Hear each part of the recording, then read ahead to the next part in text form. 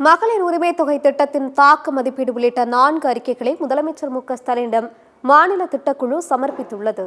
துணை முதலமைச்சரும் மாநில திட்டக்குழுவின் துணைத் தலைவருமான உதயநிதி ஸ்டாலின் மற்றும் மாநில திட்டக்குழுவின் செயல் துணைத் தலைவர் பேராசிரியர் ஜெயரஞ்சன் ஆகியோர் தலைமைச் செயலகத்தில் முதலமைச்சர் மு.க.ஸ்டாலினிடம் அறிக்கையை சமர்ப்பித்தனர்.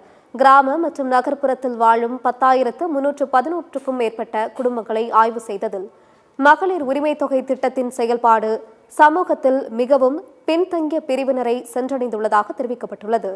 மகளிர் உரிமை தொகையினை பயனாளிகள் பெரும்பாலும் மருத்துவ செலவுகள் மற்றும் குழந்தைகளின் கல்விக்காக பயன்படுத்துவதாகவும், ஒரு பகுதியினர் தரமான உணவுப் பொருட்களை வாங்கும் நுகர்வு செலவுகளுக்காக பயன்படுத்துவதாகவும், குடும்பங்களின் உணவு பாதுகாப்பிலும் ஊட்டச்சத்திலும் குறிப்பிடத்தக்க முன்னேற்றம் ஏற்பட்டுள்ளது என்றும் அறிக்கையில் குறிப்பிடப்பட்டுள்ளது.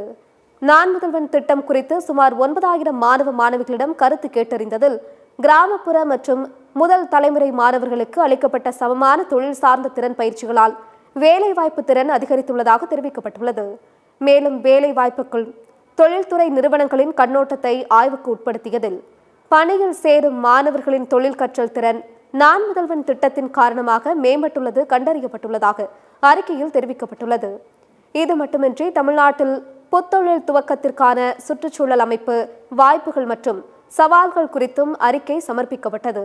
தமிழ்நாடு கிராமப்புற மற்றும் நகர்ப்புற வீட்டு வசதி கொள்கை மற்றும் தமிழ்நாடு ஒருங்கிணைந்த நகரிய மேம்பாட்டுக் கொள்கை குறித்தும் முதலமைச்சரிடம் மாநில திட்டக்குழு அறிக்கையை சமர்ப்பித்துள்ளது.